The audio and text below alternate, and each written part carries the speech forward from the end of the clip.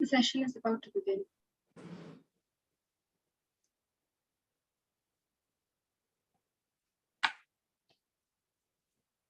Good evening, everybody. Welcome to this online session of Hyderabad Literary Festival.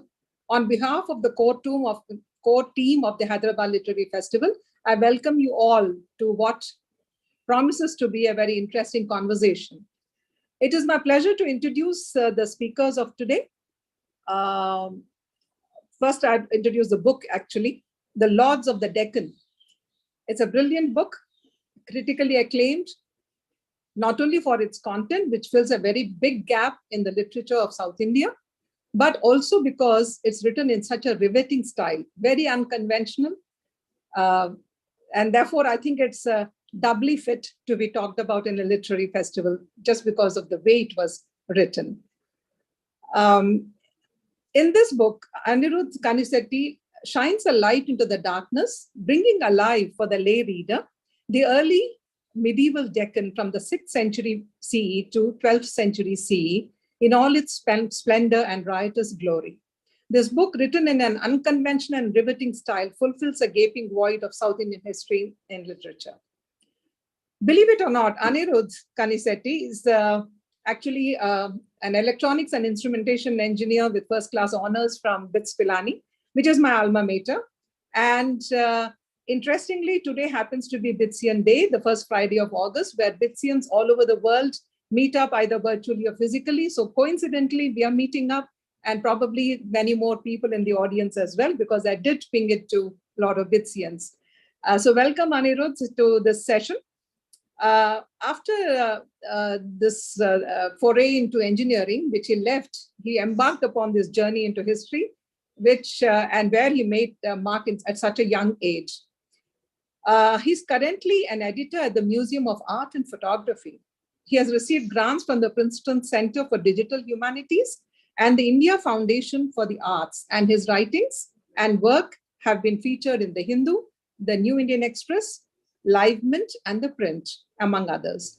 He writes the fortnightly Thinking Medieval column for The Print and hosts 2 critically acclaimed podcasts, Echoes of India and Yuddha. Welcome, Anirudh.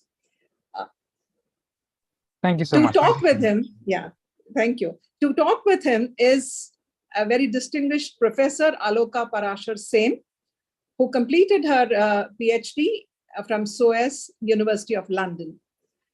Since 1979, Professor Aloka Parashar Sen has been teaching at the University of Hyderabad. But in between, she did teach at the University of California at Berkeley, the Sudison Institute, Heidelberg, and the University of Alberta for short periods of time, ranging from 1 to 3 years. Her major publications are in the social history of the excluded castes and the history and archaeology of the Deccan. May I request both of you to please hold up the book for our viewers to see, The Lords of the Deccan. Thank you.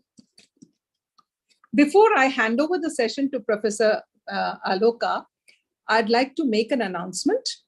The first one is that kindly type your questions in the chat box of the YouTube, and we will pose them at the end of the session. I will come back at about 10 to 8 and pose the questions that are listed in the chat box. The second announcement is next week, please tune in again on Friday, August 12th, for an interesting session of Women in the City, based on the book Mumbai Diaries plays by Anju Makhija. And there are 4 brilliant women who will be having a conversation there.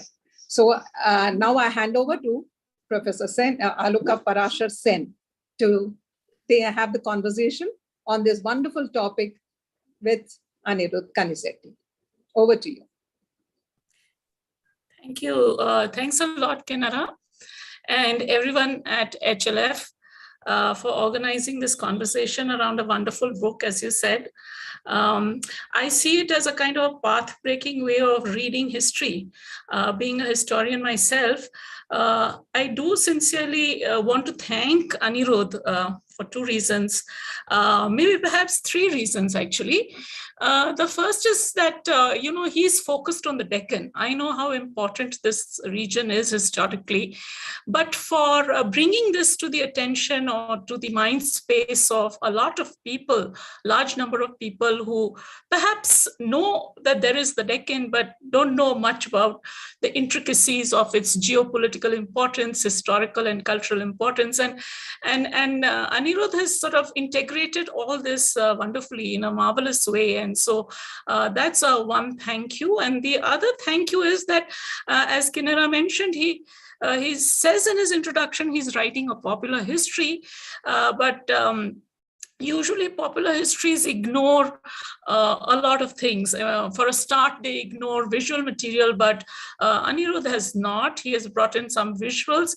And most importantly, for people who are unfamiliar totally with the region or the history of the region, he's brought in very interesting maps and genealogical tables. I mean, this is very important for a book like Lords of the Deccan. It's like quite mind-boggling how these rulers, who succeeded whom, and so on and so forth. So it's a 450-page book, but it's very light to hold. So it's not very difficult to hold it up and read it. It's also very, as Kinnara said, very riveting. But what I thought was that suddenly you get into this very dark phase of, what the lords were doing. And then suddenly there is this, beautiful light of the achievements that they had. And this, of course, goes to the credit of Anirudh for having, the style with which he wrote the book. And the third, I think the most important reason why I want to thank you is that, it's very apparent in the book that you've done deep research. So you have sort of, it's popular history, yes, but you've not made history fiction. And this is really important in this day and age. And of course, also, it keeps us away from celebrating jingoism and competitive rivalry of individual states that are being discussed in this book and so on. And usually when people write popular history, they come around and say, oh, we are making history interesting and palatable. And this is rather irritating. So what you've done, of course, is that you have sort of kept what I say is the maryada of history, right? So you have sort of, upheld, this whole, the craft of history writing, so to speak. And I think it's a really fine piece of writing, or should I say literature, because the way you write it, it sort of brings across a very smooth and very, simple way of putting across ideas, but very complex ideas, I would say. So briefly, my takeaway when I read the book was that this is the entwining of political and personal narratives of the lords, of course, but I thought that there was a lot more that this book brings to us. It brings to us several interwoven histories. And people may ask a question, why Lords of the Deccan? Well, I assure you that this is a book much more than just talking about the Lords. And we will try to bring some of these other issues to the fore in these conversations. Not all of them, I assure you, because I think everybody needs to buy the book and read it. So before we start the technical conversation, so to speak, can I ask Anirudh to sort of set the ball rolling by telling us a bit about the book itself and what motivated him to write it. Over to you, Anirudh. Thank you so much, Professor, for your incredibly kind words. It's so exciting for me, coming as somebody who is a bit of an outsider to the academic world, to hear such high praise from you for my work is like it's an incredible honor. And thanks also to the good folk at HLF for organizing this. To answer your question, Professor, also like why I wrote this book, I think I could actually provide you with a single incident that really like sparked it off. After I graduated from BITS, I actually worked in Bangalore for a few years. And one of the very first things I did when I was in Bangalore is I went to this beautiful old bookstore they have there called Bookworm. And I asked them, do you have any books about the history of Karnataka? Because I wanted to learn about the history of my adopted state, and they didn't have anything. And that was just such a massive shock to me because I had read plenty of history books before. I'd even read about a book about Hyderabad, William Dalrymple's White Mughals, and of course I'd read all the the classic histories, Romola Thapar, all the narratives of the subcontinent at large, in which the Deccan plays a role but isn't really very central. And more generally speaking, all the really popular books about history tend to be about very recent polities in like the broader picture of Indian history. They're all about early modern polities. They tend to be about the Mughals, for example. More recently, Manu Pillai, of course, has written about the Deccan Sultanates. Yeah. But the early medieval period is very much this gaping hole, which very few of us know anything about. And like most young Indians, I think a few years ago, if you had asked me what the word medieval conjures up, I would have said, knights and tournaments and castles and all that, which as I began to actually read about the period and research it for myself, I realized that it is such an injustice that young Indians do not know what a medieval India was really like. What do we mean when we say medieval? Medieval is very often used as almost this insulting term, as if it's this time of like absolute barbarism and savagery and this kind of dark age, which is not to say that it did not lack for savagery, but at the same time, it has all these extraordinary and remarkable things that are going on that so profoundly shape the way that India turned out to be for many, many centuries after that. Especially when I went to Ellora in, I think in 2018, 2019, and I went there early in the morning and I was just walking through the Kailasnatha temple and there's nobody around. And to see the sheer size of that monolith that was made and designed by a single mind, and to think that just the sheer ambition of the person who would have made something like that, that person in no way saw themselves as some backwater or as irrelevant to human history at large. And I wanted to tell a narrative of the Deccan that was as confident about its history and as confident about its place in the history of humankind as what I was able to see when I was at Ellora that day. Okay.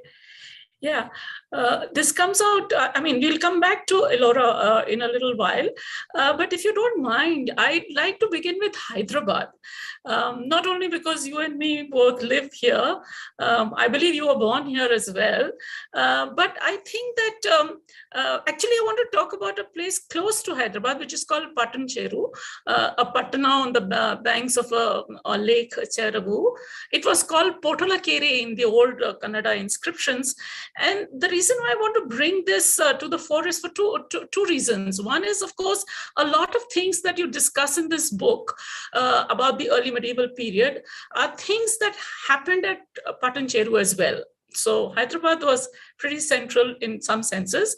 And Telangana as a whole, I think, was not the backwaters of politics and economy of the period. Actually, later on in the book, you do talk about the vassals, the Kakatiyan vassals that played a very important role and their relationship with the Chalukyas of Kalyan and so on. But other than that, at Patancheru, you have these very interesting pieces of information about this famous Chalukyan king Vijayaditya, the first who stayed there. The Rashtrakutas, for example, whom you discuss a lot in the book, they shifted, after defeating the Chalukyas, they shifted their capital to Malkhed, right, which is just about 60 miles away from Patancheru. And I do believe that some inscriptions, we have to sort of check these out, 1033 to, I believe, 44 or 45, the Chalukyas had their capital at Potolakere. Now, the reason why I'm sort of focusing is not so much because of this political information that this particular place throws up. These days, of course, it's known for industrial, pollution and so on and so forth. But it was once a very thriving economic center and political center. But, I would like to carry on this conversation with you on some key words that I have sort of extracted from this very big book of yours. And one of the key words that, sort of fascinated me was Jainism. And this Patancheru seems to have been, according to the Basva Purana, that it had about 700 Jaina bastis, about 20,000 Jain saints, one of which was the famous Brahma Shiva. And then it was also a center for the sculpture of Jain statues, Jinnah statues, which of course have been found in and around Patancheru, big ones, in black granite and so on and so forth. I do believe they must be in the now heritage department in Gun Foundry. But more important than that, there were these debates between the Shaivites and the Jains that were happening over here. And it seems to me that in many chapters of your book, you have highlighted this feature, this acrimonious relationship between the Shaivites and the Jains. And, these days in our discourses on religion, we talk about multi-faith society and so on and so forth.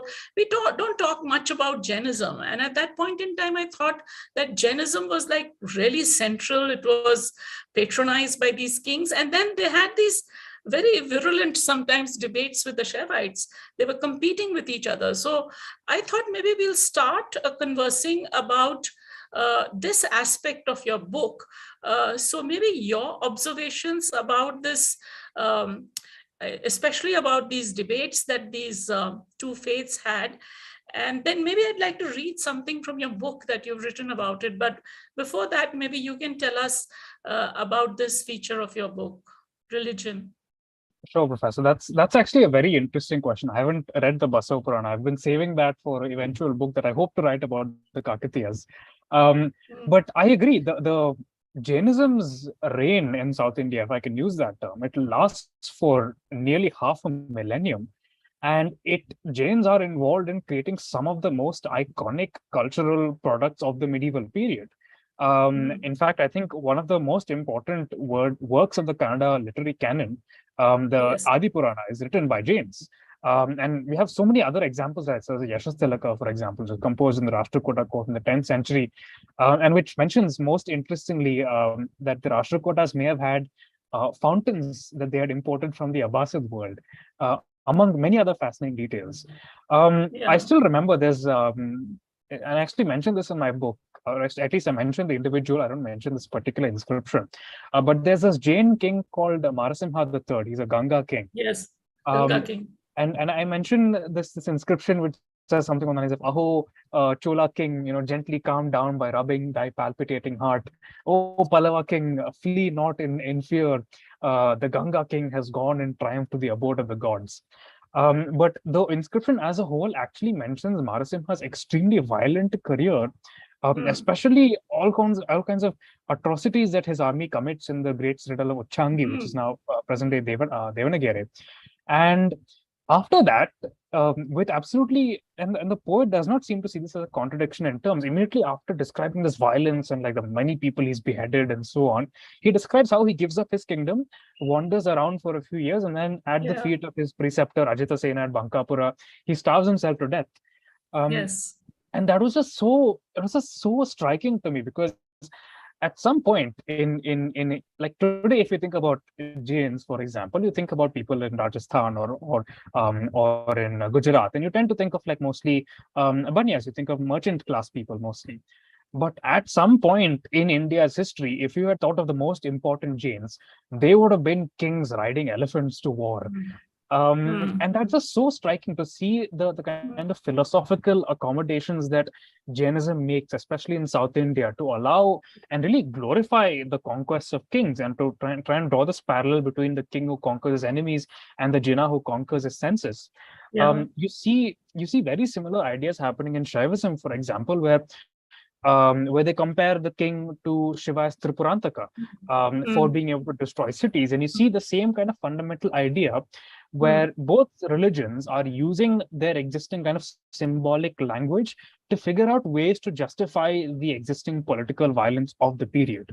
And I'm very excited to see that, especially in, like, for example, in current academia, there's a lot of studies looking at Bengal, Tantric Buddhism there, and how Tantric Buddhism there kind of interacts with Shaivism. One of the most interesting arguments I've seen, for example, is that Tantric Buddhism takes a lot of ideas from Shaivism, and the means through which this interaction happened was because the Buddhist monks and Shaivite monks are both out there in the forests, coming up with these strange ideas, and like they're arguing with each other, and both of them are, and that's how these ideas are entering both different textual traditions. And I really hope that academics, and hopefully your students will do that, Professor, is to look at Jainism and Shaivism in the Deccan and how they must have been interacting. Because it seems to me like quite obvious that such interactions were happening. If you look at the Yashastilaka, for example, like these flesh-eating ghouls are such an important part of an ostensibly Jain text, which must have had Shaivite influences in that sense. And I think while Indira Vishwanath Peterson, for example, she studied in great detail like how the Bhakti saints in Tamil Nadu are interacting with the Jains. And Richard Davis and a whole bunch of others are looking at Tamil Jains and how they have done this. There really isn't enough work about Kannada Jains and how they, because they continue to be important today, they're still very much around. Sorry, go ahead. Also in Telangana, Jainism was very powerful in the Telangana regions as well, especially under the Rashtrakutas. You very rightly brought to the fore this whole discussion about how one has neglected the study of what are called the Shramanic traditions in the early medieval period. Buddhism has been much discussed in the Deccan, history of the Deccan and so on for the earlier period. But Jainism, I think this stereotype of it being a religion of the merchant classes and banyas and so on and so forth is actually totally sort of false, in the sense that they were a rural society. They were rural peoples in the period that you're discussing.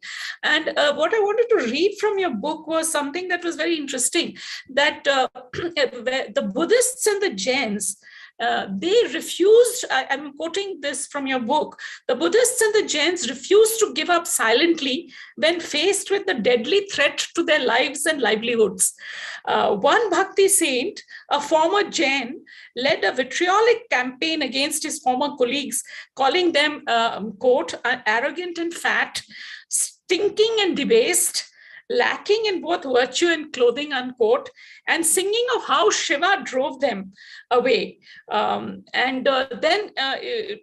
continues, Jains responded in kind by denouncing Hindu deities as dissolute characters unworthy of worship, unquote, right? So it's, their interactions are there, as you point out, but there are also these very strong, there's, dislike.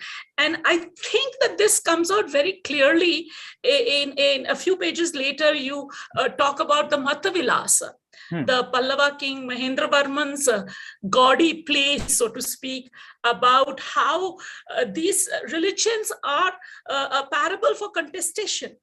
And this is like a very interesting play, which is talking about how all these faiths are conversing with each other, but they're also hitting each other under the belt. And they are saying quite affronting things about each other, right? So maybe, and I think you describe this play in your book very well, the Matavilasa. You give a very vivid description of what the underworld of religion, so to speak, was. And so maybe perhaps we can move on. This is the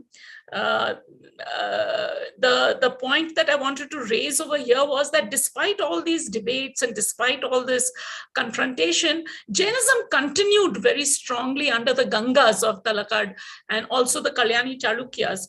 And there is this, you mentioned this in your book, a very, very interesting sect of the Jains, which people don't know about, because, we only believe in Jainism as this Shvetambaras and Digambaras, but there were these Yapaniya Acharyas. And this Marasimha, whom you were talking about, actually was, a follower of this Yapaniya Acharyas, Ajita Sena, and they were a very radical sect and so on and so forth. So in any case, I wanted to move on to another theme, if you don't mind, and if you want to say something about religion again, you can, of course. But the next theme that I wanted to really address was to come into the domain of the political, but to come into the domain of the political and try and talk to you about the interwoven stories of animals in this telling of your stories. So you start with the humble Chalukya clan, which of course gets transformed as this Chalukyan dynasty. So originally these people were pastoralists, right? Looking after their herds in the semi-arid zones of the Deccan. And then, of course, subsequently, they controlled agrarian surpluses, mixed farming, and then they waged wars and collected war booty and all. And these Chalukyas were very ambitious. They, very early in their career, they, sort of questioned, they wanted an unquestioned suzerainty, and they conducted an Ashwamedha, a horse sacrifice. And all these powerful lords, as you mentioned and discussed very vividly, they all had these pan-Indian connections of conducting Vedic, epic, Puranic sacrifices and rituals and all. And we can talk about this a little later. But what I want to draw your attention to about the Chalukyas, and you've given us a beautiful photograph on page 32. There's the Lard Khan temple at Aihole, which gives us the picture of the famous boar, which is the insignia of the Chalukyas, right? And you say that this is perhaps a personification of Vishnu, the Varaha avatar of Vishnu. But what I wanted to do is to just complicate this a bit. Pulakeshin II, this is of course referring to the reign of Pulakeshin II, the first, right? There is this powerful story in the Mahabharata. I think most of us know about this, the Kirata Arjunyam. And Bhairavi is writing the Kirata Arjunyam under the Chalukyas. And this is a wonderful story because this wild boar is actually the original contestation point between the Kirata, who is perhaps a member of an autochthonous tribe of the region, and Arjun. In the Mahabharata, Arjun succeeds in this conflict, but in Bhairavi's text, it is the Kirata. So I wanted to ask you, do you think that this Kirata who is sort of contesting to claim the boar is actually Pulakeshin, a kind of a reflection of Pulakeshin's victory over Harsha? I mean, it's a complex story, I know, but maybe perhaps your reactions on this would be interesting, because I think it's not just the boar, there are other animals also which become important insignia for many of these lords that are ruling over the Deccan. So that's a very interesting interpretation, Professor. Like I'll admit, like I had not thought of it, but I think it does make sense. I'm personally inclined to believe that the Varaha, at least in the Chalukya insignia, is probably a reference to Vishnu. And the reason I think that is because the Guptas had very clearly articulated this royal link and personification of the king as Varaha barely a century before we see the Chalukyas doing it. And we also see in some of the most important early temples at Badami that this analogy between the king and Vishnu is very, very clear. For example, in Cave 3, you repeatedly see Trivikrama, you see Narasimha, you see Varaha, and of course you see Vishnu sitting on Adisesha. And I think that parallel is very, very clear. As far as the idea of the Kirata being Pulakeshin wrestling with Arjuna is concerned, I think it's somewhat more likely that the Arjuna represents Arjuna, but it could very well be that the Kirata is meant to represent, in the Mahabharata, he does represent Shiva. And this, I think that the Chalukyas may have been trying to draw this privileged relationship between themselves and Shiva, because we know that their rivals, the Pallavas, were also doing the same thing. And in fact, if you look at the great penance relief at Mahabalipuram, it seems that Shiva is actually appearing there, granting the Pashupata weapon to Arjuna, who is doing tapas, which again is probably a reference to stories from the Mahabharata. And we do have many examples, I think, in Pattadakal also from the 8th century, which again is slightly later in the Chalukya's reign, where you see a lot of representations of the Kirata Arjuniam, where they're fighting, and there clearly is a parallel. They are clearly trying to liken themselves, I think, to Arjuna, trying to establish they have a privileged relationship with Shiva.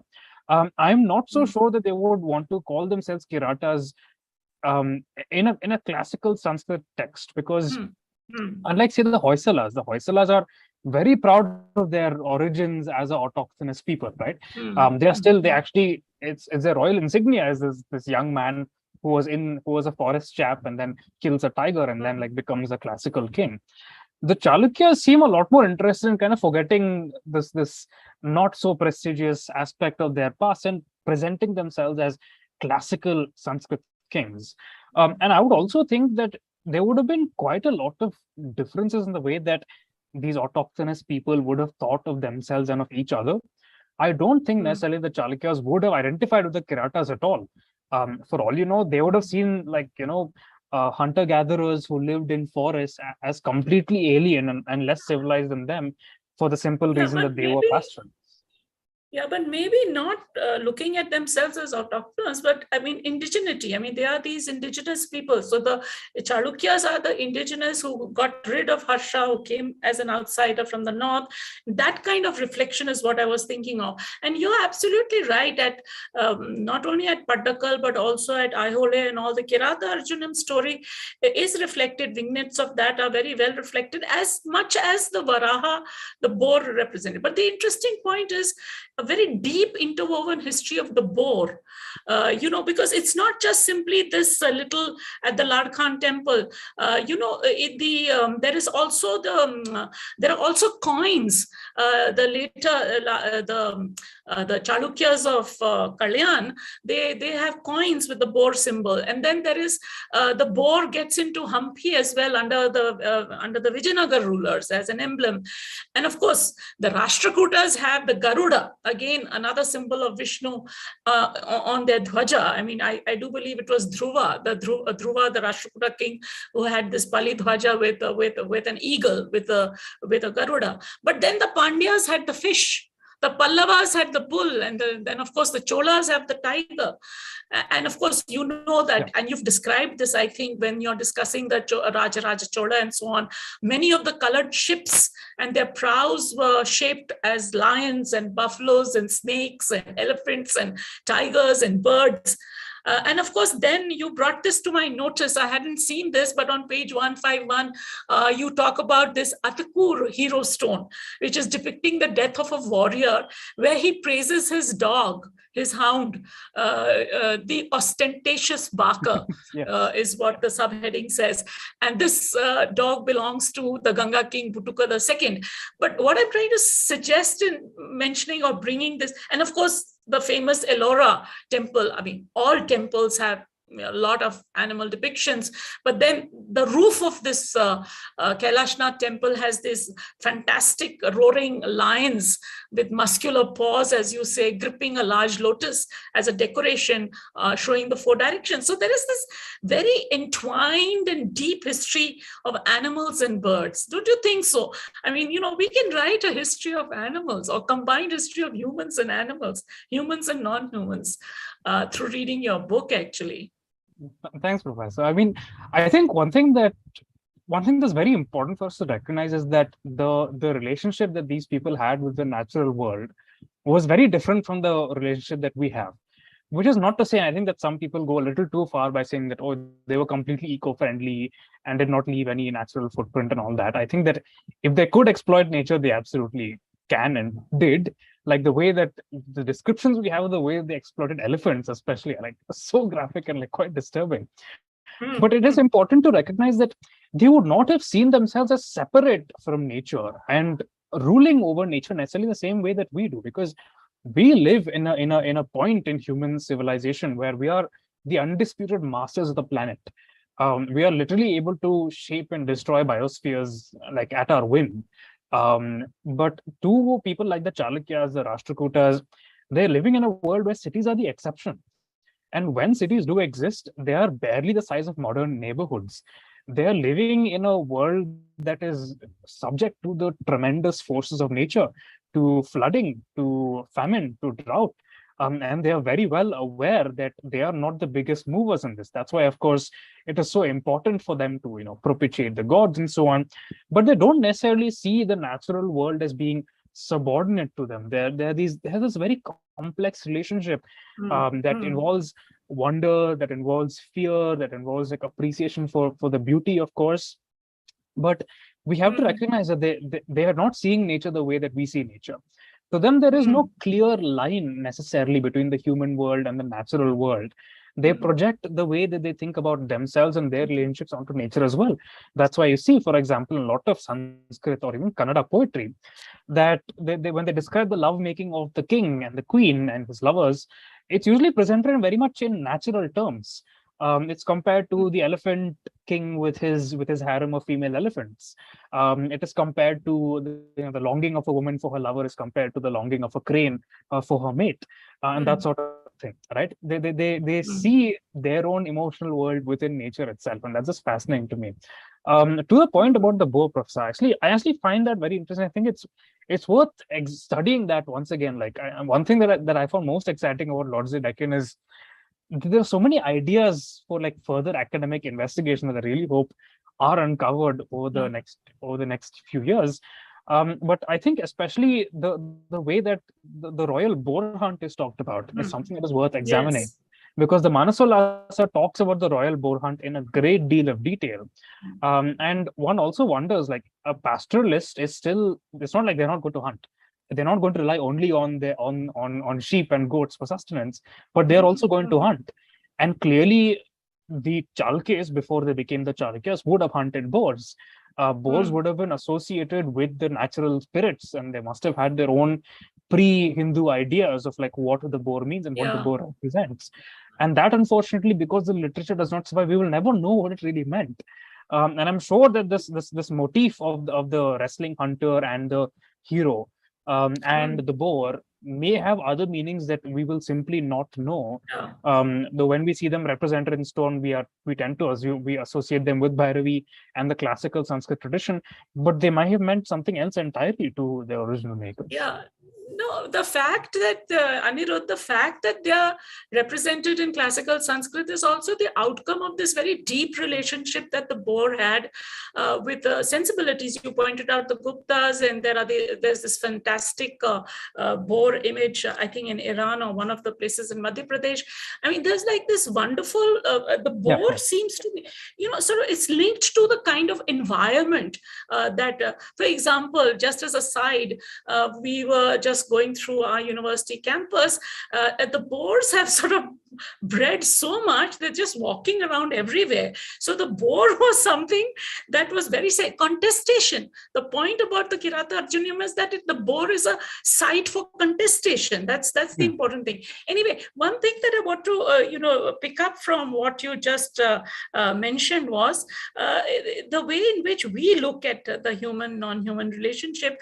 I mean, I love the chapter that you, let's move on now to the next theme, and that's the Rashtrakutas and the elephant craze and power around that, and war and so on. So, I just love this title that you have, The Elephant Fort, Monsoon 737 CE. And then you give a beautiful description of, quote unquote, the untamed medieval Indian landscape. You're right. I really like the way you sort of enter into that chapter. But of course, all your chapters have this title, and then you give the season and all. And this sort of very exciting way to start a chapter. But then here in this chapter on the Elephant Fort, you describe this, quote unquote, eccentric young king called Danti Durga. His namesake, the elephant Danti. But it's not just the name. It's this passion that he has for training elephants for war as a vast military resource. And of course, war was very important. You call them the war tanks of ancient times. So all these great victories were so dependent on the nurturing, training, and of course, what should one say, bringing the elephants to the fore in their everyday lives, I would say. It was so very important. Don't you think so? No, absolutely, Professor. For me, like this recognition of like how militarily useful elephants must have been was happened totally by coincidence. I happened to watch this video of a elephant going mad during a festival in Kerala, and it is terrifying to see a beast of that size just rampaging through a crowd, and like nobody can like stand up to it. And it occurred to me that these are elephants that aren't even like trained to kill. They are just like temple elephants, and like they're just taught to carry weights, and like Here they are, when they let loose, they are absolute killing machines. And then when you read texts that actually talk about the training of elephants, the Arthashastra was one very important source. Then, of course, the Manasollasa talks about in great detail. And then there are a lot of other interesting texts. To me, at least, the most fascinating early medieval text on elephants is the Matanga Leela of Nilakantha. Exactly. And like, I'll actually come to that, hopefully, if I have time. But what is very clear in all of this is that the way that they thought about the medieval war elephant was very similar to the way they thought about a medieval warlord. In that an elephant, just like a lord, will have his harem of female elephants. He will have his titles that he earns through war. He will also take his drugs. He will be woken up by the sounds of, like, bells and like music that will be played for him. He will be bathed. He will be fed royally. He will be fed with like rice and ghee and grass and like as much as he wants. And he'll also be given like various medications that, to me, what is so surprising about the Manasollasa is like just how many medications it prescribes for the elephants. You give him this to get him excited for battle. You get him this to like calm him down and put him to sleep, that kind of thing. And to really think, that when these are intelligent animals, that's the thing. We know increasingly just how intelligent elephants are. To really think that, okay, so if you actually put them on a battlefield and you train them not to be afraid of humans and you train them how to kill, they would have been devastating on the battlefield. Yeah, absolutely. And it's not just the elephant in the early medieval times. I mean, there's a very deep, long history of the Buddha and Nilagiri, and what happens to the elephant when he's annoyed and so on and so forth. Actually, that is a good point to read out something that you've written about the war and how it sort of impacted these animals.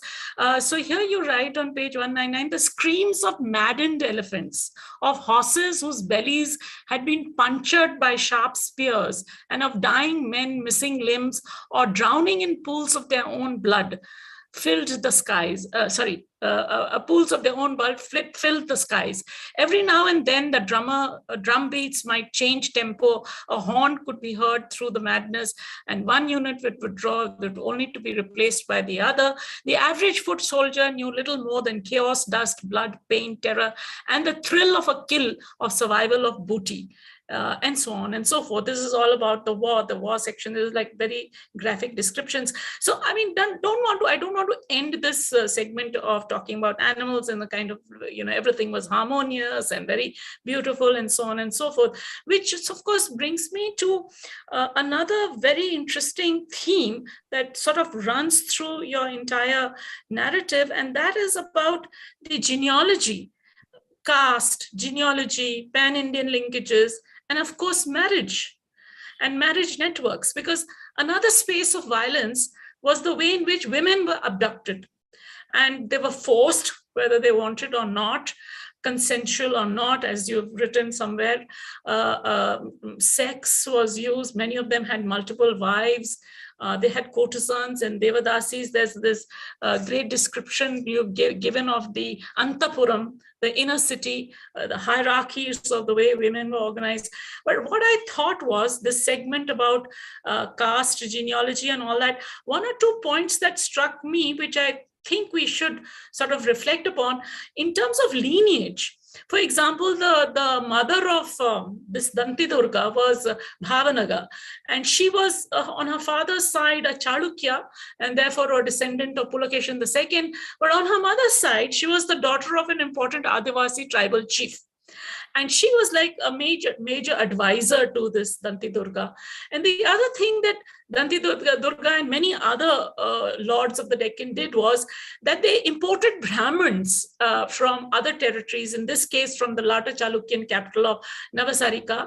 But in every case, they performed what are called these Hiranyagarbha sacrifices, or to be reborn as celestial bodies vis-a-vis earthly bodies, or to get legitimization by doing these Vedic sacrifices and so on. So they all had these hazy origins. Caste doesn't seem to have been an important factor in defining their ascendance or to the throne and so on and so forth. But it was rather the way in which they manipulated interdynasty and interfamilial relationships, and the way they established marriage networks or marriage linkages or marriage alliances. And some of these women were, to say the least, gutsy. I was thinking, I had a point over here. Maybe I'd like to ask you to tell us the story of the two sister wives of Vikramaditya, Trilokya Mahadevi and Loka Mahadevi. Both of them sisters, married to the same king. One became very powerful because she gave birth to a son, and then subsequently the elder queen becomes more powerful. What would have been the lives of these women in this very highly toxic courtly life of these rulers? That's a very interesting question, Professor. And I wish we could answer that in more detail. I wish that we had these kinds of sources where we know that when in the nitty-gritties of the lives that they must have led. Once again, like, I think that my interpretation of them came down to this very fortuitous discovery of this cover of Life magazine somewhere in the 1980s or something, and it was about a Sumerian queen. There had been some archaeology that was done in Iraq at that point, and they discovered a makeup kit of the queen, along with various like headgear and all that she would have worn.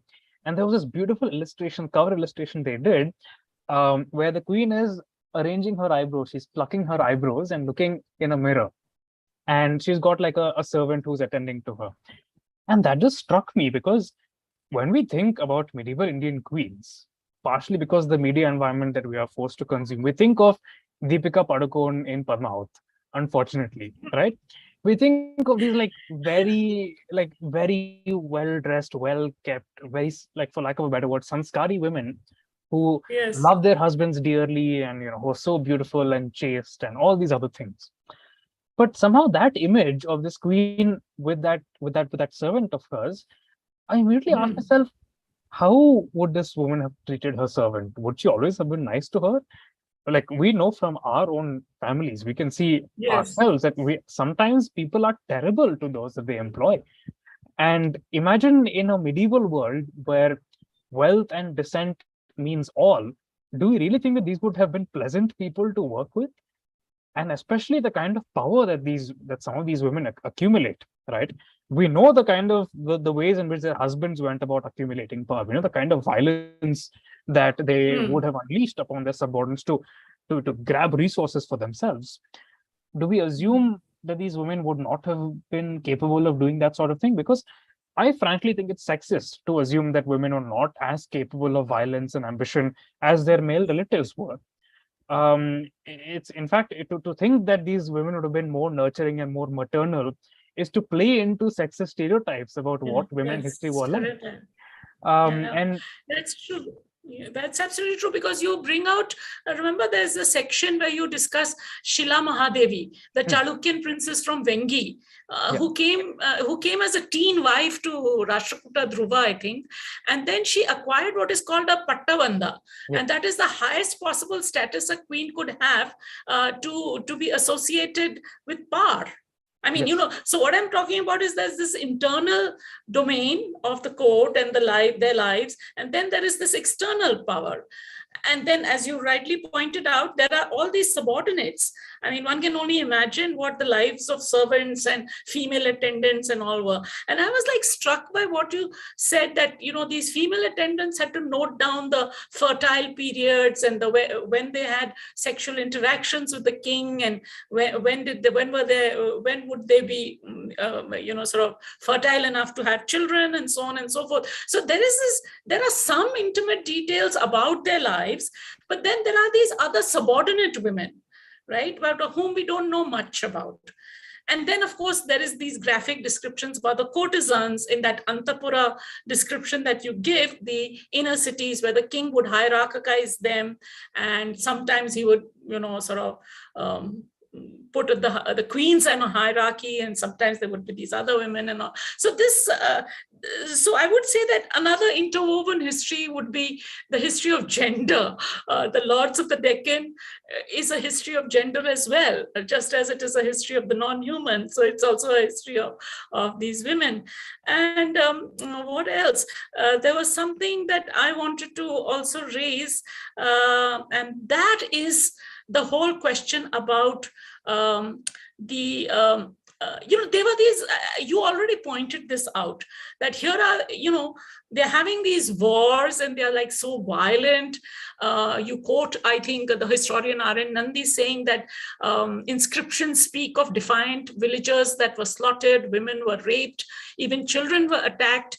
And at whatever cost, they, they converted the dry lands of the Deccan into these commercially agricultural productive hubs at sword point, if necessary. But yet, as you pointed out, they patronized Jainism. And so we have these stereotypes of these extreme forms of ahimsa that the Jains follow. But the historical realities are so very different from the way in which war and Jainism go hand in hand. But more importantly, I thought we can have a brief discussion on that these very kings were great patrons of the arts, language, literature. This fantastic narrative you have of Amogha who ruled for 64 years, the king of poets, you call him, and how he instructed Sri Vijaya to produce a manual of Kannada grammar. It's not only him. There's of course Bhoja, who does the same thing for Sanskrit. There are these Chalukyas of Kalyani, who, Kalyan is at the crossroads of these regional languages, Kannada, Marathi, and Telugu.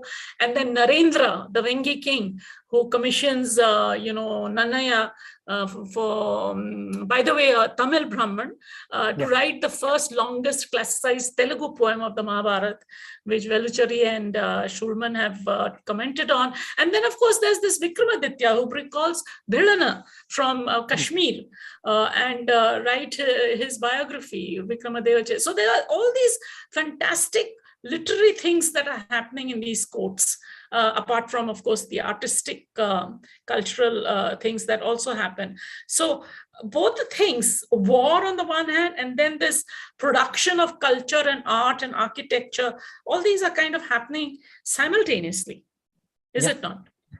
Absolutely. That's what is most striking to me about this period, is that it defies these very binary ways that we have of thinking about anything, whether it's about gender relations, whether it's about relations with the non-human world, whether it's about art, whether it's about war. It's a world that simply transcends these simplistic ways of thinking. And the more you think about it, the more intuitive that actually is, because in our own world, we are so used to all of these being intertwined into being complex. For example, if you were to look at most of the cultural output of the United States of America, it's all driven by the army and how great the army is and how the US Army is, the good guys, protecting the world and all that stuff, And it is really not surprising to see an echo, a distant echo of that, but nevertheless an echo in the text of the medieval Deccan, where the king's ability to reorder the world through war, even if he's doing it just because he wants to loot his enemies and all that, it's always presented as this great and noble undertaking that he's doing. And that's what I find so interesting, is because unlike today, where I feel like the way that we think about a lot of things is very utilitarian, right? The role of the aesthetic and of art in public life and as something that should be funded by the government for its own sake is something that's very counterintuitive. Not a lot of people agree with that, and we can see that tragically taking a toll in funding for the humanities in academia, for example. But for the medieval Indian king, it was a matter of great prestige to be able to fund poets. And that's why we see, for example, Bilhana, this Kashmiri Pandit, working for a Deccan king. Interestingly, if you read the opening canto of Bilhana's text on Vikramanka Devacharitam, he talks about how he comes from Kashmir and then he works in Varanasi for a while, and then he argues with all these other poets, and then he goes and works in Madhya Pradesh, he works in Gujarat, where apparently he had a nasty breakup because he says, "Oh, Gujarati women are so terrible," and then he goes and like he bathes in a river to kind of cleanse himself of the sin of having had to work with kings who don't appreciate his poetry. And you can tell that this guy is a member of this very elite and mobile class of poets. Yes. And we also sense that the same thing was happening with sculpture as well, because if you look at Hoysala temples, you see the names of various artists appearing in multiple different sites, like hundreds of kilometers apart over time. So they're part of this elite mobile upper class. And their artistic and aesthetic skills are actually in demand, and they are funded by these kings. And as it happens, they're funded through violence, because these taxes are not being extracted peacefully, and war booty as well. So it's very morally complex. Yeah, I see Kinera has come onto the screen, and so I assume that we are supposed to be getting questions from the audience. And there's a lot more, by the way, that we could have discussed. I mean, Anirudh has sort of provided us a lot of material. I mean, I love a section that he has about, you're talking about Bilhana, you're talking about all the different ethnicities, the Persian Muslims, and then the Arabs and the Chinese and everybody. So we leave that for people to read about in your book, The Cosmopolitan Society that was the medieval. But over to you, Kinera. Maybe perhaps we can get some questions. Yeah. Sure. I have one question too, but I think I must defer to the audience questions first, and I'll ask mine in the end if I get the time. Uma Sridhar asks, fascinating conversation. Did you rely on translations, or did you read the original text for your research? So in some cases, I did try to read the original text. I will admit, I also mentioned in my introduction that my linguistic skills are not the best, but I have relied on the most reliable translations that I could find that have been peer-reviewed for decades upon decades. And I always read the notes of the translator before using them for my interpretations. And when I interpret them by myself, I use interpretive and theoretical lens that scholars have established. So I think that at least academically, I will stand behind what I've written. Okay. Chaitan Baru says that the book is well resourced. How long did it take to go through all the background materials? And how or where did you get access to all those materials? So writing the book and researching it overall took nearly 4 years. The materials, a lot of them, academics are very generous with their work. I'm glad to say. A lot of academics I reached out to get access to their work. Others have made it available for free on their academia.edu profiles. In a lot of cases, I just bought the books where I could not. I got them from resources like Library Genesis, various online repositories, without which the book simply would not have existed. Quite true. His supplementary question is, what is your next book and when will it come out? It's another book about medieval South India. I think that there are so many narratives that need to be told about this region in a critical but also engaging way. As for when it's coming out, I cannot commit to anything. I'm still researching it, but hopefully in the next couple of years. Okay. My colleague... About the sources, Kinera, I wanted to say that one thing that he's done is that he's drawn on some of the most recent works. So, for example, Richard Eaton and Velchari Narayan Rao, David Schulman, Indra Peterson, and these are like really well-recognized scholars, and especially Phil Wagner and Richard Eaton's book, which he draws a lot from about the composite culture that existed in the Deccan, in the Kalyan region and all that. That's really, I thought it was remarkable because he sort of brought across those academic views in a kind of a simple, popular way to a larger audience, which people wouldn't read those books in any case because they're too serious or whatever. Yeah. My colleague Vijay Kumar asks, what are the points of convergence and divergence between Deccan and South Indian history as available in recent books by, say, Rajmohan Gandhi or Srinivas Reddy? Both Rajmohan Gandhi and Srinivas Reddy look at much later periods of South Indian history compared to mine. Both of them are historians of early modern South India, whereas I look at early medieval South India. So it's like nearly 500 years and more. So it's a very, very different world. There are, I think, some striking similarities a lot, especially in terms of the way that these rulers think about aesthetics and architecture, and use aesthetics to represent and justify their power. That's something that remains consistent throughout. You will see the Krishnadevaraya patronizing Telugu poetry in Srinivas Reddy's book, and you see the origins of Telugu poetry in my book. So the parallels are very clear. And what I really try to do through the book is to show how this period is very relevant to understanding South India and subsequent sections. Okay. Can I just say that there's I mean, Anirudh has made a very significant attempt towards the end of the book to link up the way the Chola relationships with the Andhra Pradesh or the Telugu speaking areas and Kannada speaking areas plays out. Some of it is very virulent, but on the other hand, there is a kind of exchange also that is beginning to happen, right? And the other thing I thought was, which is very interesting, and that's why it's very important for India as a whole, this book, it's not just the Deccan and South, is that he brings in the Pratiharas. Who were the Pratiharas? How they were linked with the Deccan, the Paramars, and so on and so forth, Bhoja and things like that. So it's not just a kind of an isolated history of the Deccan of this period.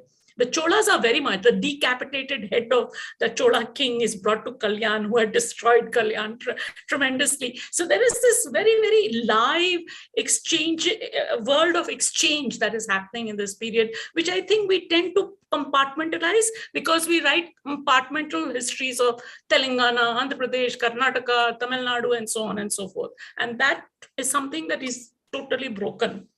Absolutely. Right? Dr. Vibhuti Klinger-Dabral asks, can you illustrate the contrast in dark Middle Age of Europe to be so different from a medieval age in Indian history timeline? So I think increasingly the academic consensus showing that the medieval age was not a dark age in any part of the world. Even in Europe, for example, you had some pretty remarkable advances being made in literature, in agricultural sciences. The Renaissance does not happen out of nowhere. There are these very long-term developments in Europe as well that are gradually picked up on and developed post 1500. And Europe is also, at this time, it is very connected to the world. I mean, we talk about the Crusades as barbaric incidents, which partially, of course, they are very violent and very terrible. But there are also moments where Europe is coming out of its comfort zone to come and engage with the Orient, as it were. And it's doing this at a very considerable scale. We know of, like, for example, if you look at the Cairo Geniza documents, which are basically documents of Jewish merchants who were active in Egypt, you see that they're interacting with, Venetian merchants and also with Keralite merchants. And that's very much part of the same world. They don't see themselves as somehow alien to each other. And keep in mind also in the medieval world, in medieval China, for example, you have gunpowder being invented, you have the printing press being invented in the medieval period. There's these very remarkable innovations that happen across the globe in this time. I think it's important for us to stop thinking of medieval as a kind of pejorative word. To me, increasingly, as I've learned more about the period, I recognize the medieval world as the forefather of the early modern world. The early modern world could not have existed if not for what happened in the medieval period. Yeah, probably now I can have time to ask a question of my own. You very rightly pointed out that in order to demonstrate power and hold sway over the regions, they went into these magnanimous temples and linkage between the ancestry and whitewashing the ancestry and linking it up to divinity and all those things, and the large structures to really get people to spend and everything. Now, probably this is what replaced Jainism, like you rightly said. In Mahabharata, there is an instance, pardon my ignorance, there is some sage who advises the Pandavas that saving won't get you anywhere. It is the spending that creates an economy or some sort of thing like that. So the Jains and the Buddhists talked about asceticism, being thrifty, being a little bit more non-materialistic, and then the temple culture brings in a lot more materialism, even though it is religion. Do you think this had a major impact on the way these two religions were thrown out of South India? That's a surprising thing. Jains and Buddhists also had temples. And of course, Jains by no means are anyway So that's what I was telling Professor Parashar said a little earlier, is that what is so surprising is that how similar they are to what we think of as Hinduism. And you really begin to realize when you look at the early medieval Deccan that the lines that we draw today between Indian religions are all completely arbitrary. And that applies also, like, especially in the inland Deccan. If you look at today, at the worship of Khandoba, or as he also known, Mylar, Malana, Ajmat Khan, Malus Khan, this is a god of the interior Yakshas. Deccan whose worship is so similar between Muslims and Hindus worship in very Yeah. similar ways. To the point where you can't really draw that distinction where Muslims worship in one way and Hindus worship in another way. Yeah. And the same applies also to these religions. I don't think it's as simple a matter of asceticism, building temples, and not building temples, because they are all doing that. And I think the answer behind why Jainism and Buddhism fail is much more complex. And I think one aspect that is very often not talked about is active persecution. Especially if you look at the Basava Purana, which is a Virashaiva text, they're very anti-Jain and they're very open about how violent they should be against Jains. Also the Periya Puranam, Basva Puranam, all of them. And Kinnara, the Jains got some of the largest grants. The way the consumption that is presented in Mount Abu, and even in temple, almost all the Indra the Third built that double-storied cave at Ellora. I mean, the magnificent Jain cave, three magnificent Jain caves. So the Jains were not at all renouncing, and equally the Buddhists were not. They all received huge grants, and therefore they were able to consume that money for all these structures. Yeah. Okay, one final question, and then we close actually. You very rightly talked about the women angle in history. Of late, I heard that a lot of women are writing from the, her story perspective of history, because history is usually written by males and by victors and the women. Like, for example, Kunti and Satyavati were no less strategists than any other kings, or maybe they were better strategists than kings. They put in a lot of effort. And all these things are not taken into consideration when you're discussing reigns and the realms and how they prospered or how they grew. So, but I don't get to see the readings of such feminist historians who are taking this kind of an angle. Could both of you shed some light on that? Professor, would you like to go first? Well, I sincerely feel that what we normally do is that we would like to look at women as a category, as victims all the time. I mean, so we put them into this fix, and then we try and find out information that would, sort of picturize women in that category. But therefore, we lose sight of historical information that gives us information to the contrary. And what Anirudh has done is that he has drawn on that information and very meticulously told us about how, for example, getting that Pattabandha by Shila Mahadevi or Akka Mahadevi giving these huge grants, even some of the temple girls that had the capacity to give grants to the temple, the ordinary women were not probably able to do. So there is a kind of an elite culture of women, which I think we need to address.